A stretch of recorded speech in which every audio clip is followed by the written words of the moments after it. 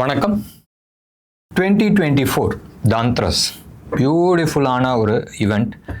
மகாலட்சுமி பூமிக்கு வந்த நாள் அண்ட் பார்க்கரை வந்து கடைஞ்சப்போ அந்த பால்லேருந்து வெளியில் வந்த ஒரு நாள். ஒரு பியூட்டிஃபுல்லான நாள். நிறைய ஐஸ்வர்யங்கள் சேரணும், எல்லாருக்கும் சேரணும்னு நான் வேண்டிக்கிறேன். ஒன்று. ரெண்டாவது, கோல்டு தாறுமாறாக வந்து ஏறி இருக்குது. ரைட், இன்றைக்கு வந்து 8,200, right? For the first time 8,200 24 carat wholesale rateல ஜிஎஸ்டியோட விற்கிற ரேட். இந்த ரேட் வந்து இன்னமும் ஏறுமா? ஏறுறதுக்கான நிறைய சான்சஸ் இருக்குது. ரைட், ஆஸ் பர் ஒரு எஸ்டிமேஷன், உலகத்தில் எவ்வளோ தங்கம் இருக்கோ, பூமிக்கு உள்ள வெளியில் எல்லாம் சேர்த்து எவ்வளோ தங்கம் இருக்கோ அதில் 80% 80% மேலே வந்துருச்சு. மீதி 20% எடுக்கிறது வந்து ரொம்ப ரொம்ப கஷ்டம். அதாவது முடியாதுன்னு இல்லை, எடுக்கிறது கஷ்டம். அண்ட் அது வரும்போது வரட்டும். பூமிக்கு வெளியில் தான் வந்து 80% இருக்குது, கீழே வெறும் 20% தான் இருக்குது. அப்போ எந்த பொருள் வந்து இதுக்கு மேலே இது கிடையாது சொல்லும் போதும் சப்ளை லிமிட்டட், டிமாண்ட் ஜாஸ்தி ஆகிட்டே போயிட்டுருக்கு. டாலர் வேறு தையா தக்கான்னு ஆடிட்டுருக்கு, எப்போ ஆனாலும் கீழே விழுவும். அண்ட் இந்த சைடு வந்து பைபோலார் ஆகிடுச்சு. உலகம் வந்து பைபோலார் ஆகிடுச்சு. பைபோலார்னால் ஆல்மோஸ்ட் ஒரு 25 வருஷம் யூஎஸ் வந்து தனிக்காட்டு ராஜாவாக உட்காந்துக்கிட்டு இருந்தோம். அவனை வந்து சேலஞ்ச் பண்ணி உட்கார்றா, நான் வந்துட்டேன், திரும்பி வந்துட்டேன்னு சொல்லி ரஷ்யா வந்து கிளியர் கட் ஸ்டேட்மெண்ட்ஸ் கொடுத்துருக்குறாங்க. அண்ட் அதுக்கு பதுங்குறாங்க அவங்க. இது ரெண்டாவது விஷயம். மூணாவது, இந்தியா. ரைட், இவ்வளோ நாள் வந்து இந்தியா வாங்குகிற கோல்டெல்லாம் சரி வாங்கியாச்சு, அங்கேயே இருக்கட்டும். இப்போல்லாம் இந்த ஹோல்சேல் மார்க்கெட்லலாம் வந்து பண்ணுவாங்க.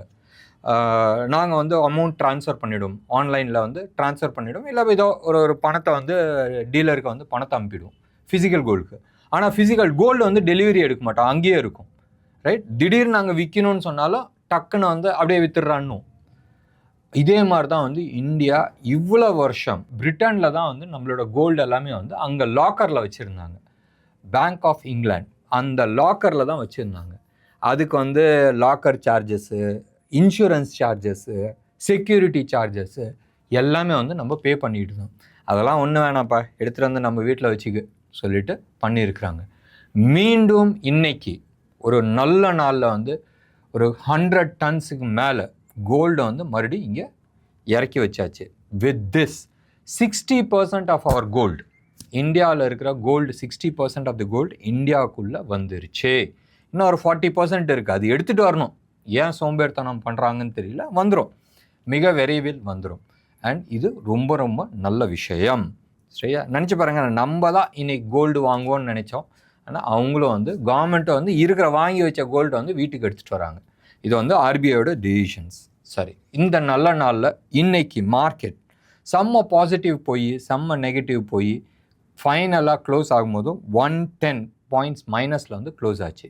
ஸ்பாட் வந்து 126 பாயிண்ட்ஸ் மைனஸில் வந்து க்ளோஸ் ஆச்சு. இன்ட்ராடே ஸ்விங் வந்து 205 பாயிண்ட்ஸ். பேங்க் நிஃப்டி இன்னைக்கு இன்ட்ராடே ஸ்விங் வந்து 531 பாயிண்ட்ஸ் அண்ட் க்ளோஸ் ஆகும்போது 488 பாயிண்ட்ஸ். ரைட், நல்லா இருக்குது. அண்ட் இன்றைக்கி நீங்கள் வந்து எடுத்து பார்த்தீங்கன்னா ஏபி கேபிட்டல் சூப்பர் டூப்பரான ரிசல்ட்ஸ் கொடுத்துருந்தாங்க அண்ட் இன்றைக்கி தூக்கிட்டாங்க அவங்கள. அதே மாதிரி நிறைய ஸ்டாக்ஸ் இருக்குது. மேரிகோ இருக்கட்டும், மணப்புரம்லாம் வந்து ஷார்ட் கவரிங்கில் ஏறிச்சு. கனரா பேங்க் ஃபின் ஹோம்ஸ் இதுவும் வந்து ஷார்ட் கவரிங்கில் தான் மேலே ஏறிச்சு. அதானி என்டர்பிரைசஸ் செம்ம ரிசல்ட் கொடுத்துருக்குறான். அவங்களோட சார்ட் பேட்டர்ன்ஸ் நீங்கள் எடுத்துக்கிட்டிங்கன்னு சொன்னால், ஏன்ட்ட வந்து நிறைய பேர் வந்து சொல்லிட்டு இருந்தாங்க சார்ட் பேட்டர்ன் பிரகாரம் அதோட டார்கெட்டை வந்து 1200. ரைட், அண்ட் நான் நினச்சேன், அதாவது ரெண்டு விதத்தில் யோசினேன். சார்ட் பேட்டர்னை வந்து ஒரு சைடு வச்சுக்கலாம், நோ ப்ராப்ளம். ஆனால் அதானி என்டர்பிரைசஸ் இஸ் கீழே வந்து அடி வாங்கி அங்கேருந்து மேலே தூக்கிட்டு வந்திருக்கிறாங்கன்னு சொன்னால், அண்ட் இன்றைக்கி அவர் தனி ஆளாக இல்லை, நிறைய பேர் வந்து அதில் இன்வெஸ்ட் பண்ணியிருக்கிறாங்க. டெஃபினட்டாக அவ்வளோ தூரம் வரதுக்கான சான்சஸ் இருக்காது. அது ஒரு சின்ன மனசுக்குள்ளே ஒரு உறுத்தல் இருந்துச்சு. Result super duper result. Right, 5-fold இன்க்ரீஸ்ன்னு நினைக்கிறேன்.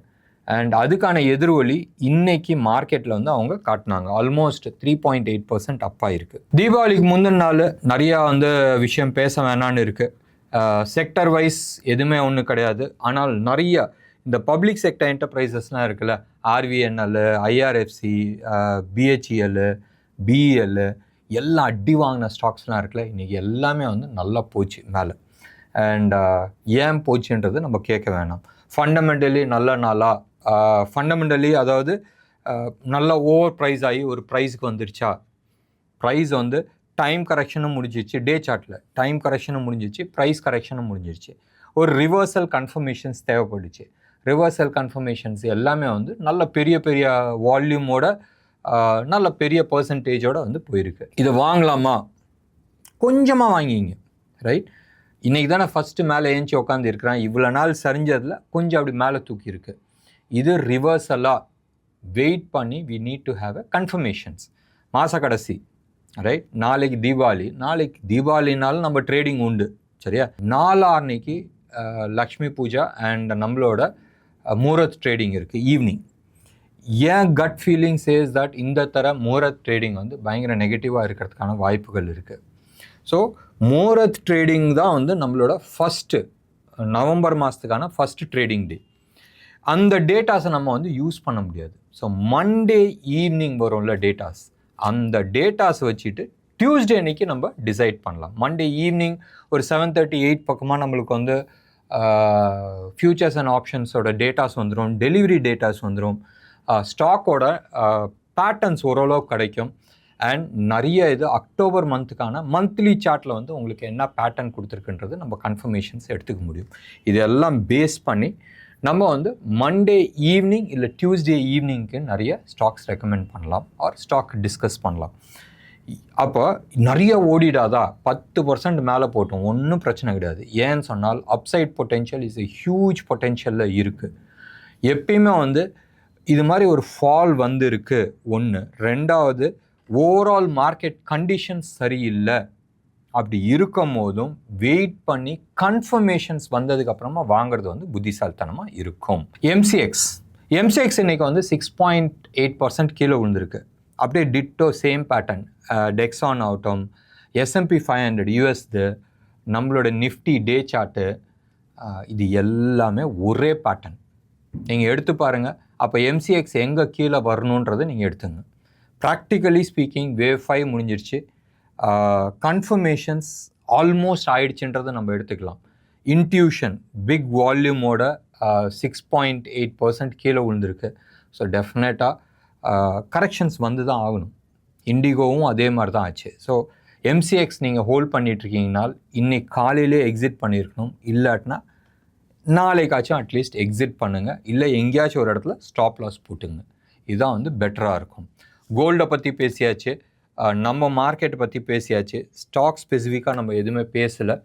அண்ட் இன்ஃப்ராஸ்ட்ரக்சர், ஹெல்த் கேர், இது ரெண்டு தான் வந்து நல்லா இருக்குது. இன்ஃப்ராஸ்ட்ரக்சர் மேபி ஜேஎம்ஆர் இன்ஃப்ரா, நம்மளோட அதானி என்டர்பிரைசஸ், இது மாதிரி ஸ்டாக்ஸ்லாம் வந்து நல்லா இருக்குது.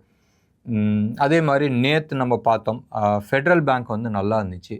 BEL, right? பிஇஎல் வந்து ஒரு பிரேக் அவுட் கொடுத்துருக்கு. Technically it looks too good. நான் வந்து பிஇஎல் பற்றி நேற்றும் நான் சொன்னேன், அதுக்கு முந்தின நாளும் நான் வந்து சொன்னேன். மார்க்கெட் நிறைய stocks especially public sector enterprises எல்லாமே கீழே விழுந்ததில் 40, 45, 50%லாம் விழுந்த ஸ்டாக்ஸ் நிறையா இருக்குது. டார்லிங் ஆஃப் தி மார்க்கெட் எல்லாமே செம்ம அடி வாங்குச்சு. பிஎல் கெத்தாக அந்த 24-25%க்கு மேலே வந்து கீழே உழுவுல. ஸோ மேலே கெத்தாக வந்து மேலே உட்காந்துக்கிட்டு இருந்தான். அண்ட் ரிவர்சல் பேட்டர்ன்ஸ் கொடுத்துருக்கு. Both day chart and weekly சார்ட்டில் வந்து கன்ஃபர்மேஷன்ஸ் ஆகிருக்கு. அப்சைடு வந்து க்ளோஸ் டு அபவுட் 30-40% வந்து அப்சைடு இருக்குது. நீங்கள் சார்ட்டை பார்த்து நீங்கள் டிசைட் பண்ணுங்கள். ப்ராபப்ளி மண்டே டியூஸ்டே அன்றைக்கி இது சார்ட்டை பொறுத்து நம்ம டிஸ்கஸ் பண்ணலாம். இது மனசில் ஞாபகம் வச்சுங்க. And strict stop loss maintain பண்ணுறது advisable. Overall market, overall environment வந்து நல்லா இல்லை, சரியா? இதே மாதிரி தான் IRFC, right? IRFC was my darling and I picked it up at 22-23 and சரியான ரேலி பார்த்ததுக்கப்புறமா ஒரு டீப் கரெக்ஷன்ஸ் வந்திருக்கு. இன்றைக்கி 8% அப் ஆகிருக்கு, ரைட்? நல்ல வால்யூமோட அப் ஆகிருக்கு. ஒரு 4-5 நாள் ஓட ஹையை வந்து பிரேக் பண்ணி மேலே நின்று இருக்கு. ஸோ வெயிட் பண்ணோம். We need a confirmations. மறுபடியும் நான் சொல்கிறேன், we need a confirmation. Especially Monday அன்னைக்கு உங்களுக்கு கன்ஃபர்மேஷன்ஸ் இருந்தால் நல்லாயிருக்கும். இன்டர்நேஷ்னல் மார்க்கெட் இன்றைக்கி மோர் ஆர் லெஸ் பிளாங்காக இருக்குது. காரணம் எலெக்ஷன், ரைட்? அடுத்த வாரம், இந்த வாரமே வந்து செம்ம சூடு ஆயிடுச்சு.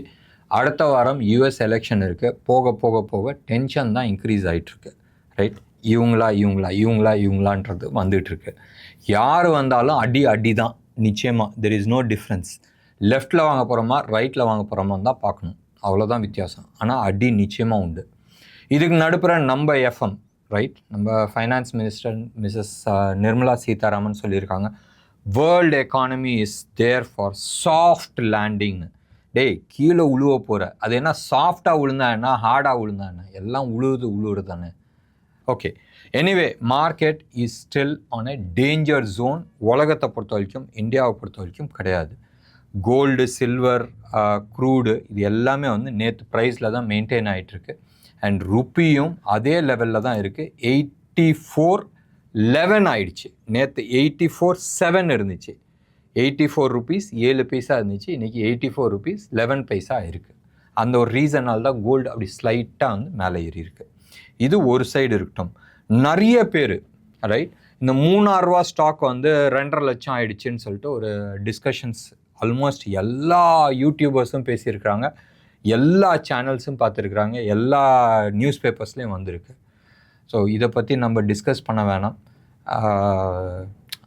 சும்மா அப்படியே டைம் பாஸ்க்கோசரம் நம்ம வச்சுக்கலாம். அதை வந்து இது பண்ணிவிட்டு இதை வந்து ஒரு நீ 1 லட்சம் போட்டிருந்தால் 10,000 போட்டிருந்தால் 67 கோடி வந்திருக்கும். எத்தனை பேர் சம்பாரிச்சாங்கன்றது நம்ம பார்க்கலாம். ப்ராக்டிக்கலி இட் இஸ் நாட், என்ன சொல்கிறது, 3000 ரூபா வந்துச்சு, திடீர்னு 2.5 லட்ச ரூபா ஆச்சுன்னா யாராச்சும் 2.5 லட்ச ரூபா கொடுத்து வாங்குவாங்களா அந்த ஸ்டாக்கை? பேப்பரில் வேணால் வச்சுக்கலாம், சரியா? ஸோ அதை பற்றி நம்ம டிஸ்கஸ் பண்ணுறதுல அர்த்தம் கிடையாது. நாளைக்கு Deepavali. Wish you all a very happy Deepavali. சேஃபாக கொண்டாடுங்க. டெஃபினட்டாக மார்க்கெட்டில் இன்வெஸ்ட் பண்ணணும் சொன்னால் ஆசைப்பட்டால் ஒன்று அப்படி கொஞ்சம் கொஞ்சமாக இன்வெஸ்ட் பண்ணிங்க. மெஜாரிட்டி ஆஃப் த ஃபண்ட்ஸாக வைங்க. நம்ம சேஃபாக அதுக்கப்புறமா டிசைட் பண்ணிக்கலாம். என்ன நேயர்களே, இன்றைக்கி ப்ரோக்ராம் உங்களுக்கு பிடிச்சிருந்துச்சுன்னா லைக் பண்ணுங்கள், ஷேர் பண்ணுங்கள். டெஃபினட்டாக உங்களோட கமெண்ட் பாக்ஸில் கொடுங்க. நன்றி, வணக்கம்.